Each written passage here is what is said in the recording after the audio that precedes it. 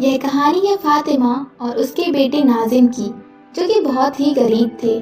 फातिमा लोगों के घरों में काम करके अपना गुजर बसर किया करती थी। उसी गांव में एक अब्दुल्ला चाचा थे, जो गांव में सबसे अमीर थे। फातिमा उन्हीं के घर पर काम किया करती थी। एक दिन की बात है, अब्दुल्ला चाचा के घर बकरा आता है। नाजिम उस बकरे को देखता है और बकरे से खेलने लगता है। तभी अब्दुल्ला चाचा का लड़का कासिम आ जाता है। चल हट मेरे बकरे के पास से, ये तेरी औकात से बाहर है। तुम गरीब इसे छू भी नहीं सकते। कभी देखा है ऐसा बकरा सपने में भी? सपने में भी मत सोचना ऐसा बकरा लेने की, तुम्हारी औकात से बाहर है। फातिमा दूर से सब कुछ देख रही होती है। अपने बेटे को अपने पास बुलाती है। बेटे, यहाँ आओ। जी अम्मी। हम बकरा कब लेकर आएंगे? बेटा, एक दिन जरूर लेकर आएंगे हम भी बकरा। नाजिम जानता था कि उसकी माँ कभी बकरा नहीं ला पाएगी, क्योंकि 2 वक्त की रोटी का भी जुगाड़ जैसे तैसे हो पाता था। कुछ दिन ऐसे ही बीत जाते हैं। बेटा नाजिम, जाओ मस्जिद पारा पढ़ने। ठीक है अम्मी जान, मैं जाता हूँ। नाजिम पारा पढ़ने मस्जिद चला जाता है। इमाम साहिब नाजिम से कहते हैं, नजीम बेटा, आप इतने उदास क्यों हो? इमाम साहब, बकरा ईद का त्योहार आने वाला है। सबके घर बकरा आता है, लेकिन मेरे घर बकरा नहीं आता। क्यों? हम बहुत गरीब है। अम्मी जान घरों में काम करके 2 वक्त की रोटी का जुगाड़ कर पाती है। नजीम बेटा, उदास मत हो। अल्लाह सब जानने वाला है। वो गरीबों का हाल जानने वाला है।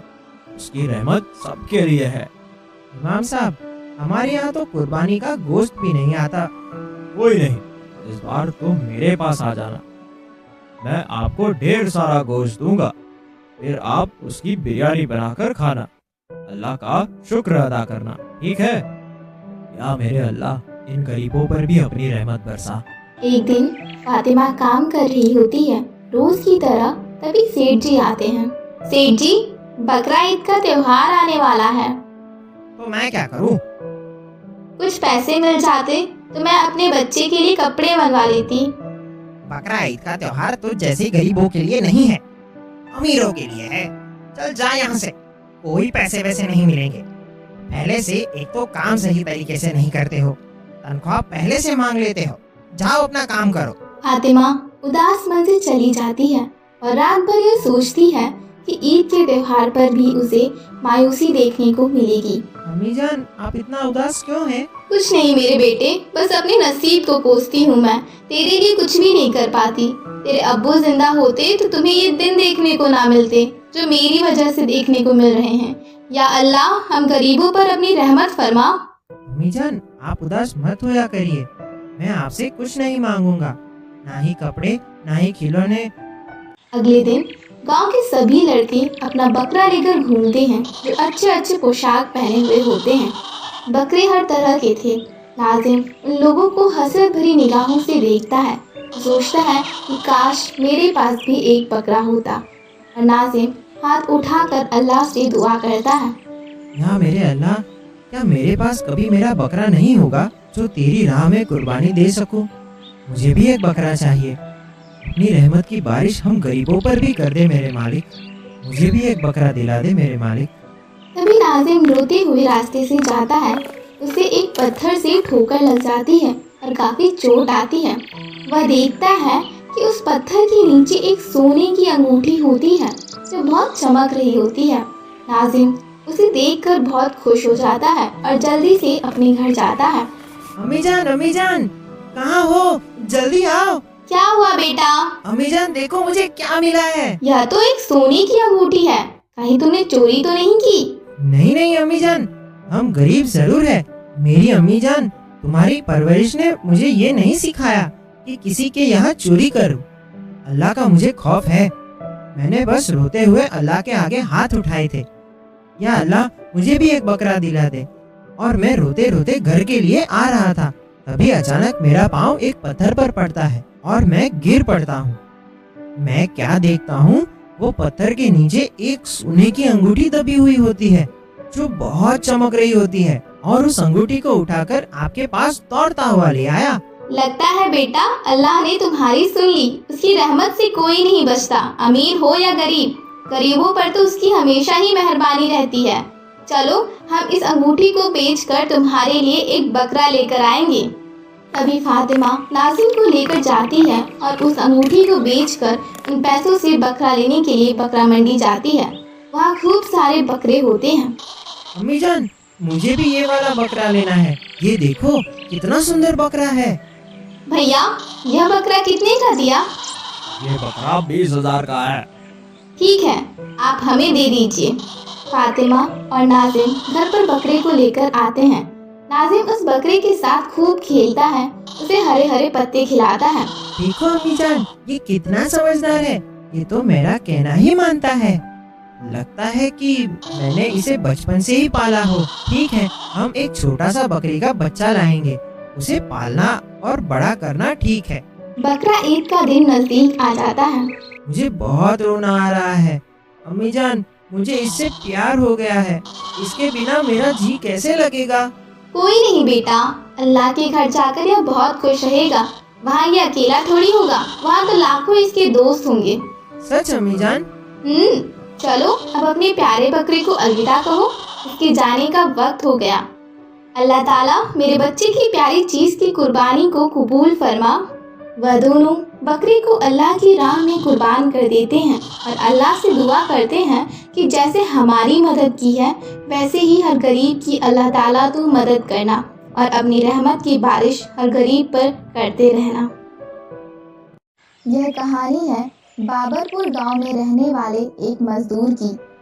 जमाल के घर में उसकी बीवी जीनत और 4 बच्चे सबा, जहीर, सोनी और रूही रहते थे। वो लोग बहुत गरीब थे। एक दिन सुबह जमाल अपनी मिल जाता है। मिल पहुंचकर जमाल को मिल का मालिक अनवर बुलाता है और कहता है, जमाल चाचा, अब आप अपना हिसाब करवा लीजिए। क्यों मालिक, मुझसे कोई गलती हो गई है क्या? ऐसी बात नहीं है, हमारी मिल बहुत घाटे में चल रही है। इतने मजदूरों की तनख्वाह नहीं दे पा रहा हूँ। अनवर की बात सुनकर जमाल अपने घर की तरफ चलने लगता है। रास्ते में जाते हुए जमाल को बच्चों के स्कूल के शिक्षक मिल जाते हैं जो कहते हैं, जमाल साहब, आपने बच्चों की फीस 5 महीने से नहीं भरी है।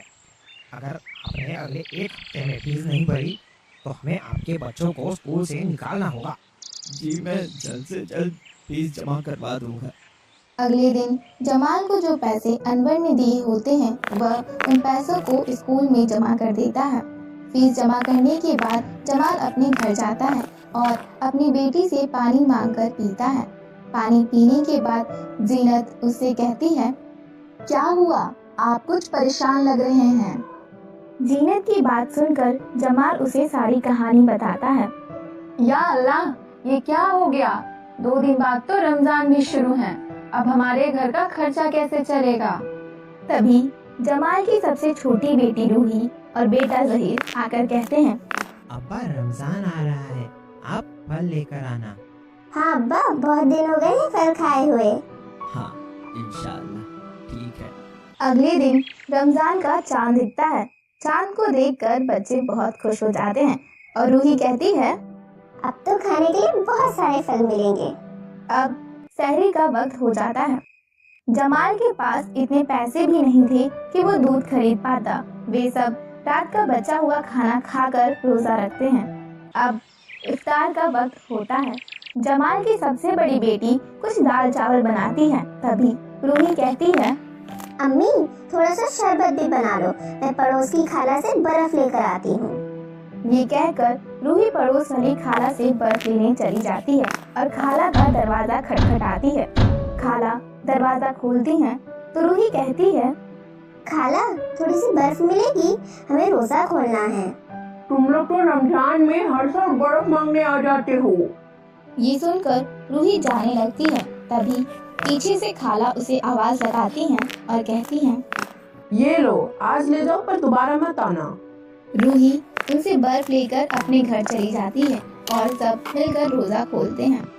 अगले दिन सबा रूही से कहती है, जाओ रूही, खाला से बर्फ ले आओ।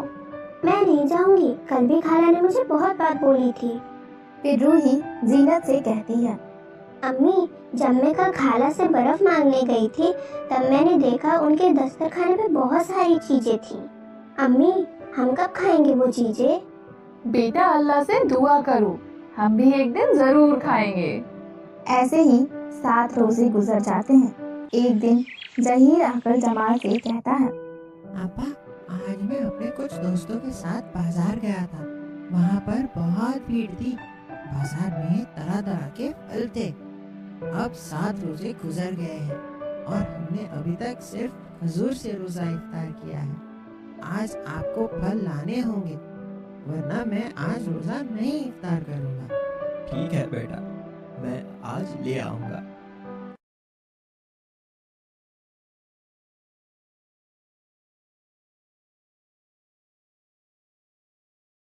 ये कहकर जमाल बाजार चला जाता है।